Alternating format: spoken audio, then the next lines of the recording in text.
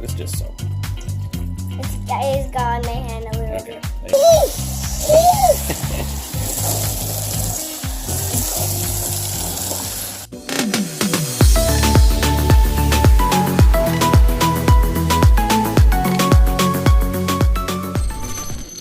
What's going on, guys? I am out here at Camper Clinic RV in Rockport, Texas, and they are a Montana and a Grand Design dealer, and they carry several other brands, but in terms of fifth wheels, it's pretty much going to be Montana and Grand Design. On this side, you can see a lot of the Grand Design Imagine series, but the reason I'm doing this video right now is because a lot of folks want to know what are the differences between a Montana and perhaps a Grand Design or some other models. Well, what you first have to understand is when it comes to Montana, Montana is the #1 selling fifth wheel brand in the country, and it's been that way for a while. But they also make several different models within the Montana lineup. The Montana High Country is one. They also have several standard Montanas, but even the standard Montana can have different technology based on different trim levels. So if you look at this Montana, you'll see that it has cable-driven slides. If you look at this Montana High Country, it also has cable-driven slides. But when you take a look at this Montana over here, you'll see that it utilizes Schwintek slides and rack and pinion. This one right here has a combination. It has a cable-driven slide on the other side and a rack and pinion slide on this side.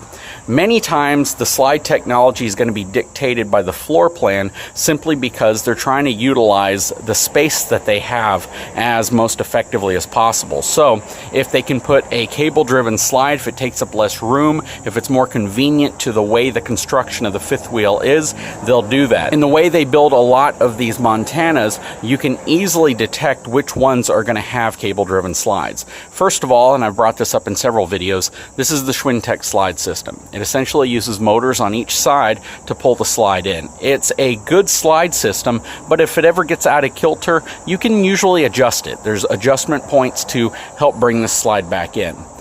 This is your rack and pinion slide, which is identified by the bottom rack and pinion system here. Basically, these long metal bars that go into the frame itself.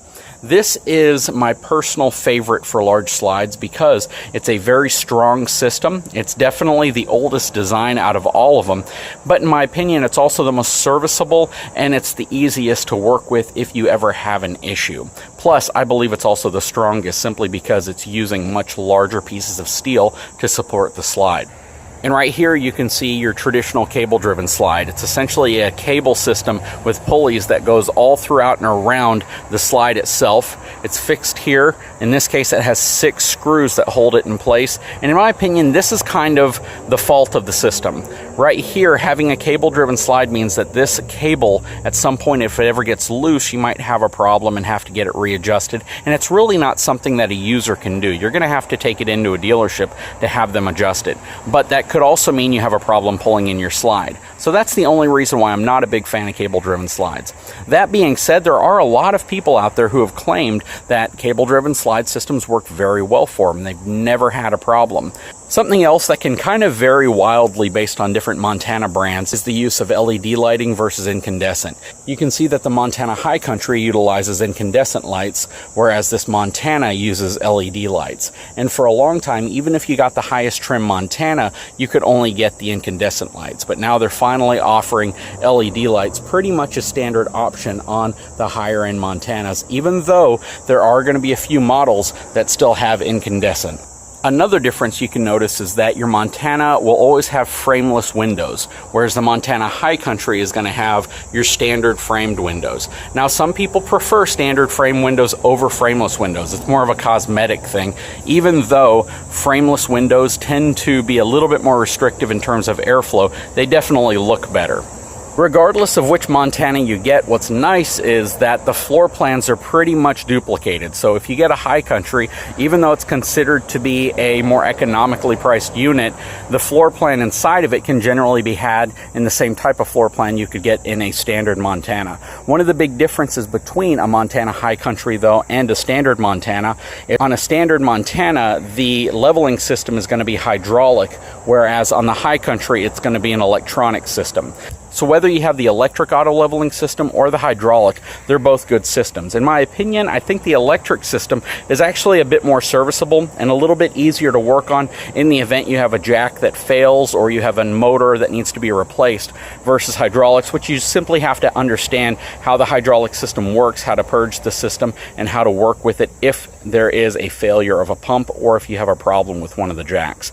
But overall, they're both very reliable systems. Hydraulic systems are definitely faster. So if speed is a concern for you, the hydraulic system is going to be significantly faster than the electric system, even though the electric system might be easier to work on in the event of a problem. Now finally, when it comes to pricing, the Montana line is going to be generally about 20% more expensive than the High Country line. And I am talking about the Montana High Country line. So a Montana High Country is usually going to be anywhere between about $50,000 all the way up to about $65,000 sale price wise. The Montana line, however, is usually going to be in the $65,000 all the way up to about $90,000, depending on which floor plan, whether you get it in full body paint, whether you get it with certain amenities and features, or even a special edition package. So there is going to be a pretty high price difference between the two, even though some of the luxury amenities on the Montana might justify the higher price. Anyways, guys, I can tell you that the folks out here at Camper Clinic have a huge selection of Montanas as well as Solitudes and other Grand Design products. I'm going to be out here more often to film more of these units. You probably remember I was out here for their open house last year, and they have a ton of inventory, especially with these luxury fifth wheels. So guys, if you haven't had a chance, now is a great time to subscribe to my channel. Give me a thumbs up, and we'll talk to you again very soon.